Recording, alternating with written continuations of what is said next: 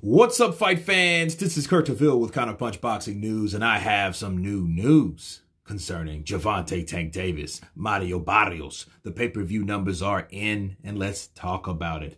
The range of success for the pay-per-view numbers fall in the lines of 210 to 215,000 pay-per-view buy range, which are good numbers nowadays.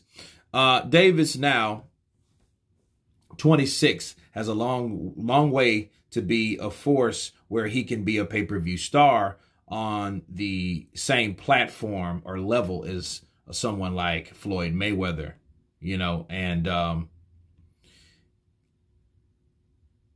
mind you, Gervonta Tank Davis is a very exciting fighter, but I knew it was all build up and bullshit talk from PR work by Floyd Mayweather and LRB Leonard, right?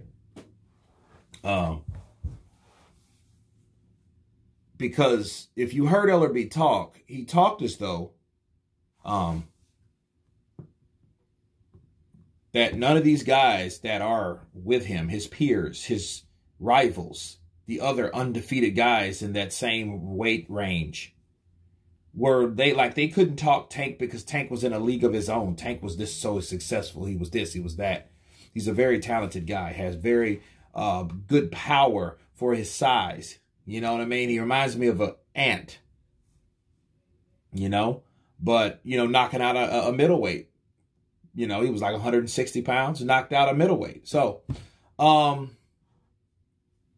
think at this point, 210, 215,000 pay-per-view buys. I mean, that's not great by any means, but they say for this time, I think at the end of the day, I believe that with pay-per-view, I want people to understand with their platform, if they don't do a certain amount of numbers, okay,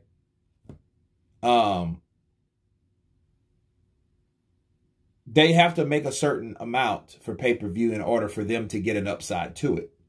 Okay, so that targeted amount, I don't know what it is on this particular fight, but I mean, it wasn't much.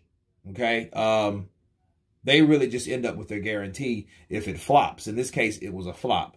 Now, if you compare it to, the pandemic numbers, is not bad. But then again, you're looking at someone that has just started. So you can't say, not say just started, but the pay-per-view platform. They wanted to put Davis on that type of platform because they want to earn with this guy.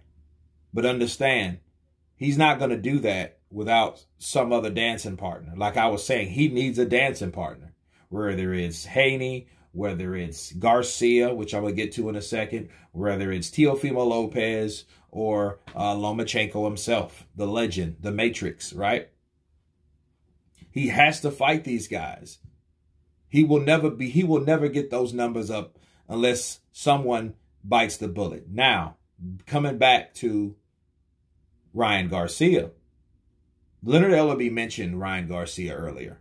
That would be the most named because he has the social media following. He has like 8 million followers, right? So he has the following. You can't deny that. Okay, so he mentioned like, hey, the idea of him fighting because he was fighting Garcia because he was answering another guy's question. He was like, Gervonta Tank Davis, Garcia ain't a big fight. Ho, right? So he did he let the cat out of the bag unless he was just talking on that's something that they want to build to. But he's 26 years old, man. When De La Hoya or Felix Trinidad was 26-year-old, they were fighting each other. Now that even took long at the standards of that time. They supposed to have been fought when they were 23, 24, 25, or, on back. Not 26.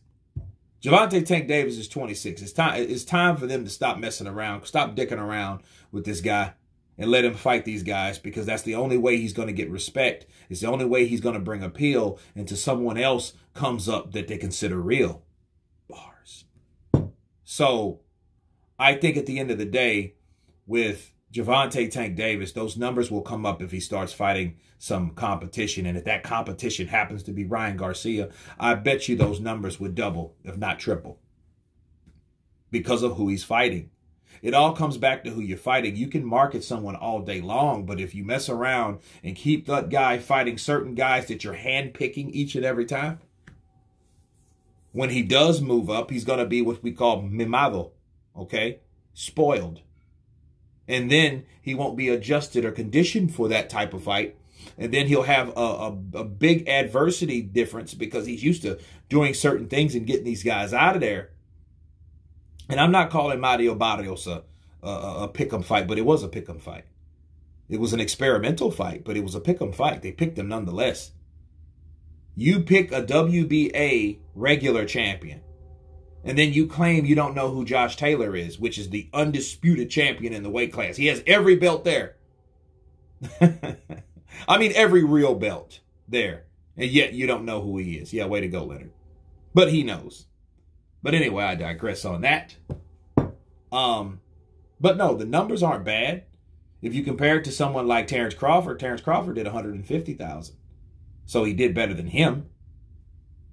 So, you know, at the end of the day, you're looking at Tank. Tank made $1 million. Mario Barrios made 500,000. And it was a pretty successful time. You know, that's not it. Now, that's not including the gate. So the gate's a totally different form of revenue, mind you. And that stadium looked like it was pretty full. So keep that in mind, okay, when you're talking about Gervonta Tank Davis over in ATL. They came out to support him. But does that make him bigger and better than every other guy in that weight class, around that weight bracket? No. Hell to the no.